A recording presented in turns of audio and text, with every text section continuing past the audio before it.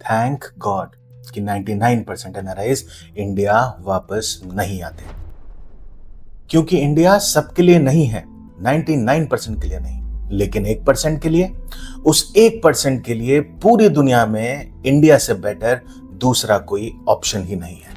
और ये बात मैं पूरी जिम्मेदारी के साथ बोल रहा हूं, वो जो मैंने अपने 14 साल के एक्सपीरियंस में 12 साल यूएसए और 2 साल इंडिया में रह के सीखा है।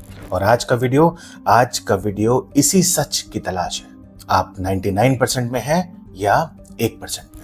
और फ्रेंड्स, गलत यहां कोई भी नहीं है, क्योंकि इंडिया स्वर्ग भी है और नहीं भी। तो आइए मिल के समझते हैं रिटर्न टू इंडिया के इस बहुत ही सेंसिटिव और क्रूशियल टॉपिक को। Let's dive in. Chapter 1, why India is not for 99% NRIs. दिसंबर 2024 की बात है। हमारे एक बहुत ही क्लोज फ्रेंड्स न्यू जर्सी से बैंगलोर मूव हुए। 2 छोटे बच्चे, एक शायद 8 साल का रहा होगा और दूसरा 12 या 13 का। सब कुछ मूव किया। इनफैक्ट हमें मिले भी थे वो लास्ट ईयर मार्च के आसपास। And suddenly then we came to know this year that they are moving back to the USA. India में ऑलमोस्ट 1.5 साल बिताने के बाद ही। और ये कोई अकेली ऐसी कहानी नहीं है। इंटरनेट ऐसे एक्सपीरियंसेस, ऐसी कहानियों से भरा पड़ा है। ऐसा नहीं है कि इन लोगों ने कोशिश नहीं की या जल्दी हार मान ली, पर फिर भी India was never meant for them। मैंने इसके पीछे के रीजंस को डीपली एनालाइज किया और पाया कि इसके 4 कोर रीजंस हैं जिसकी वजह से 99% एनआरआईज के लिए इंडिया परमानेंटली मूव करना ऑलमोस्ट इम्पॉसिबल हो जाता है। एक एक करके देखते हैं। पहला रीजन, और वो अनफॉर्चुनेटली इंडिया आके ही समझ में आता है, और वो है no solid reason to return to India except nostalgia. शायद थोड़ा कड़वा लगे पर सच है। टाइम के साथ साथ एनआरआईज के इंडिया में कनेक्शंस थोड़े वीक पड़ जाते हैं। पेरेंट्स के अलावा वो यादें तो रहती हैं, लेकिन रियल कनेक्शंस नहीं। क्यों? क्योंकि सब अपनी लाइफ में आगे निकल चुके हैं और यहाँ किसी की कोई गलती नहीं है। Life is all about choices. Who are you, what you do, where you live और die, all depends on the choices we make. तो होता यह है कि एक टाइम के बाद आपको India because of the weaker connections किसी बाहर कंट्री में रहने जैसा ही लगने लगता है। एग्जैक्टली जैसा मेरे बैंगलोर वाले फ्रेंड के साथ हुआ। वो मुझसे यही बोलते थे कि अमित, मुझे फर्क ही नहीं लगा कि मैं न्यू जर्सी में रहता हूँ या बैंगलोर। आफ्टर ऑल हूँ तो मैं अपने घर से 12-14 घंटे ही दूर, और बाकी कनेक्शंस वो हल्के पड़ गए। तो मेजॉरिटी एनआरआईज के लिए इंडिया बस एक याद जैसा है, और आप याद में पूरी जिंदगी तो जी नहीं सकते। यही है नंबर 1 रीजन। क्या? कि वापस आने का सही रीजन ना होना। दूसरा, बहुत इंपॉर्टेंट एंड इनफैक्ट जो मेरे लिए भी कल भी था और आज भी उतना ही इंपॉर्टेंट है, and that is kids may still go back one day. Majority NRIs के लिए India will not work because of kids. जी हाँ, बच्चे।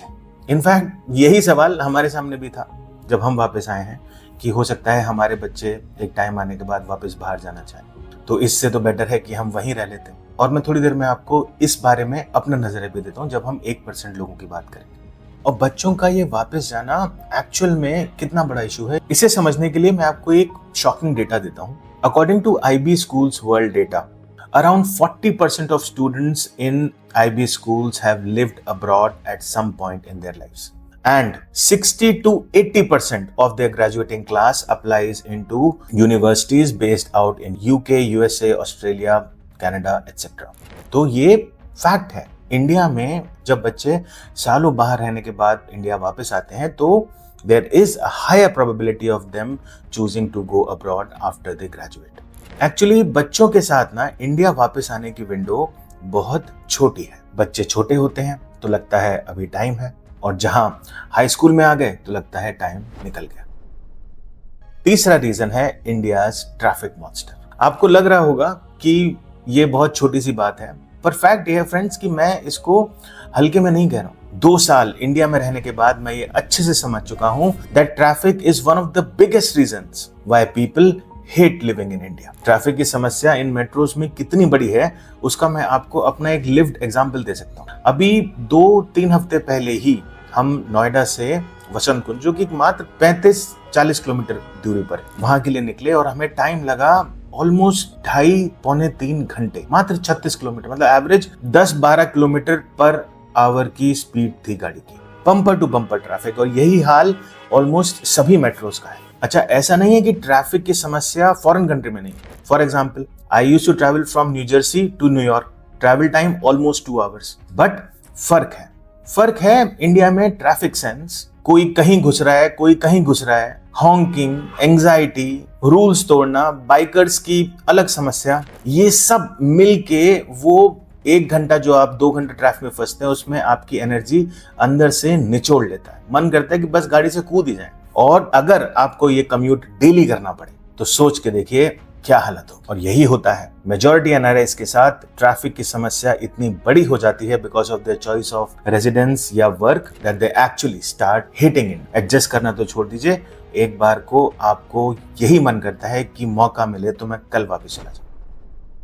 And then comes the last and the biggest reason, जो हम एक्चुअली शायद खुद से कभी एक्सेप्ट नहीं करते, and that is India is not an easy choice. Fact ये है friends that NRIs had an easy life. और यहाँ मैं अपनी खुद की भी बात कर रहा हूँ। मेजॉरिटी ऑफ एनआरआईज जब हम इंडिया से बाहर जाते हैं तो आफ्टर कॉलेज या विद जॉब, हमने इंडिया का शुरू का 10 साल का 15 साल का हसल कभी देखा ही नहीं। वो सबसे मुश्किल टाइम। फॉरेन में the best of the life came easy to NRIs. For example अगर मैं बताऊं तो हमारी सोसाइटी में जो बच्चे ग्रेजुएशन करके वहां पे सेटल हो रहे थे, 5-5, 6-6 साल में हर एक के गैराज में आपको टेस्ला वाई मॉडल, ऑलमोस्ट 40-50 हजार डॉलर की गाड़ी या उससे कोई बेटर ऑप्शन मिलेगा ही अर्ली 30s में। वहीं इंडिया में लेट 30s तक तो शायद एजुकेशन लोन भी खत्म नहीं होता, और सैलरीज इतनी कि बस आप EMIs या अपना घर चला सकें। और एक बात, जो ये कहते हैं ना कि लाइफ इजी है with the delivery apps and all, life delivery app से नहीं चलती, लाइफ चलती है एक्चुअल बैंक बैलेंस से। आप फाइनेंशियली कितने फ्री हैं, और अगर उसी की दिक्कत है तो ease of living in India के हिसाब से foreign country looks much better option. इसी का एक और पहलू भी है, और वो भी इक्वली इंपॉर्टेंट, और वो है कि एनआरआईज को लगता है कि चलिए हमने जो स्ट्रगल देखा वो तो देख लिया, पर इंडिया वापस जाके क्या वही स्ट्रगल मेरे बच्चे भी देखेंगे? और ये भी 100% सही दैट इंडिया में बच्चों को भी थोड़ा ज्यादा स्ट्रगल करना पड़ेगा। हाँ, लेकिन इसे कहते हुए मैं ये बिल्कुल भी नहीं कह रहा हूं दैट फॉरेन कंट्रीज में लाइफ के अपने चैलेंजेस नहीं, बट हाँ, इंडिया के मुकाबले चैलेंजेस और उनका इम्पैक्ट दोनों ही काफी कम है। तो ये है फ्रेंड्स वो कोर रीजन जिनकी वजह से एनआरआईज या तो इंडिया वापस आ नहीं पाते, या आते भी हैं तो ढंग से परमानेंटली सेटल नहीं हो पाते। और ये बात मेजॉरिटी के लिए ट्रू है। इनफैक्ट मेजॉरिटी क्यों, 99% लोगों के लिए ट्रू है, लेकिन बाकी 1% के लिए बिल्कुल भी नहीं। क्योंकि कुछ लोगों के लिए इंडिया से बेटर पूरी दुनिया में कोई ऑप्शन नहीं। और ऐसा मैं क्यों कह रहा हूं वो समझाता हूं। Chapter 2 the 1%। आपको कुछ लोगों के बारे में बताता हूं। ये हैं कुछ 1% लोगों के प्रोफाइल्स जो इंडिया सक्सेसफुली रिटर्न हुए हैं। पहला, सॉफ्टवेयर इंजीनियर फैमिली, उम्र 42 of the husband and 38 of wife, corpus around 10 crores, kids 6 and 10, lived abroad 10+ years, Australian citizens, want to settle in Pune, reasons, enough is enough, go back to where we belong.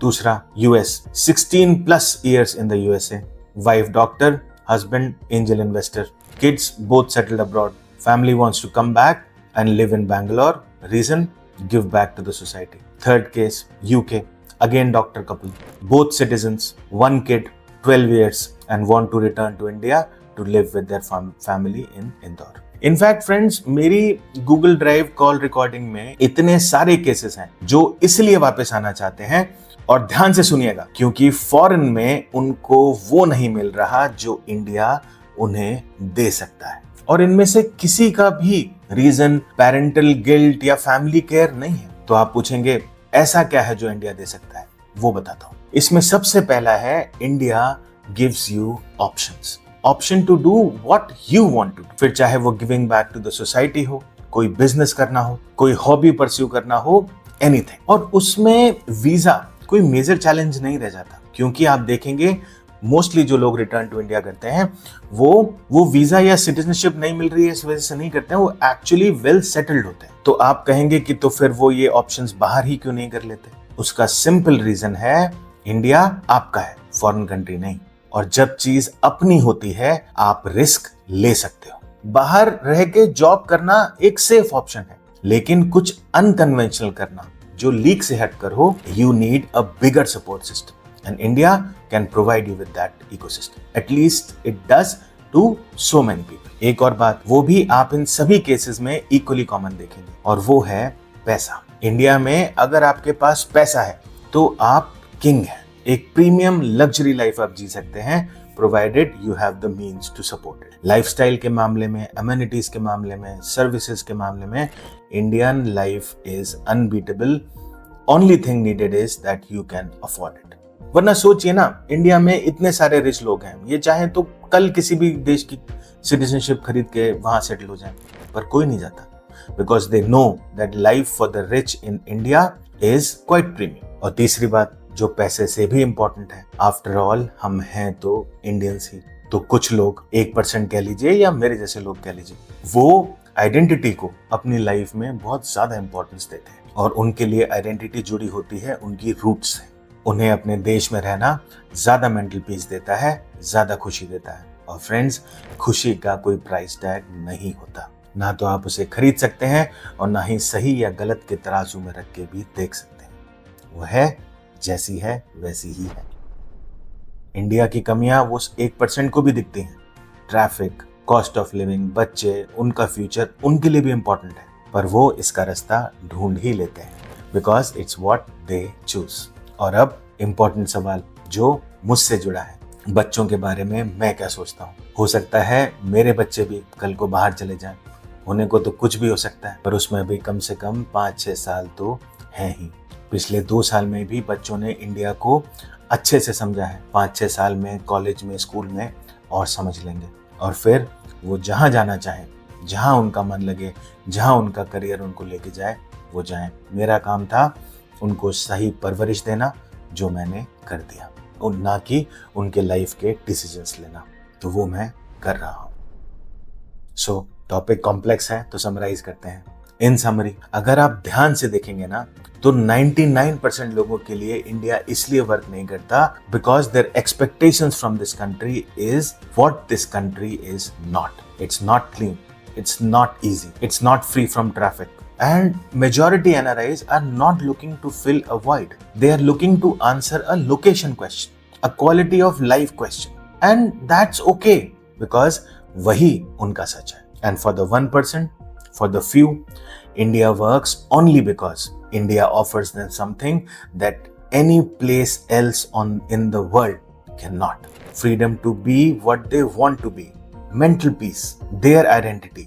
India fills a void for them. अगर आप ध्यान से देखेंगे तो इस debate में पैसा या लोकेशन का क्वेश्चन है ही नहीं। इनफैक्ट मैं तो कहूंगा कि ये डिबेट ही नहीं है, बस एक सवाल है जिसका ऑनेस्ट जवाब आपको खुद से पूछना है, who are you and where do you feel more fulfilled. क्योंकि अगर आपने वो समझ लिया तो रहें जहां भी, उसी को जन्नत बना सकते हैं। आज के वीडियो के बारे में आपका क्या सोचना है, मुझे कमेंट करके जरूर बताइएगा। एंड जाने से पहले please subscribe to NRI live, ताकि लाइफ से जुड़े ऐसे ही इंपॉर्टेंट टॉपिक्स आप तक टाइम से पहुंचते रहें। देखने के लिए बहुत बहुत धन्यवाद। नमस्ते।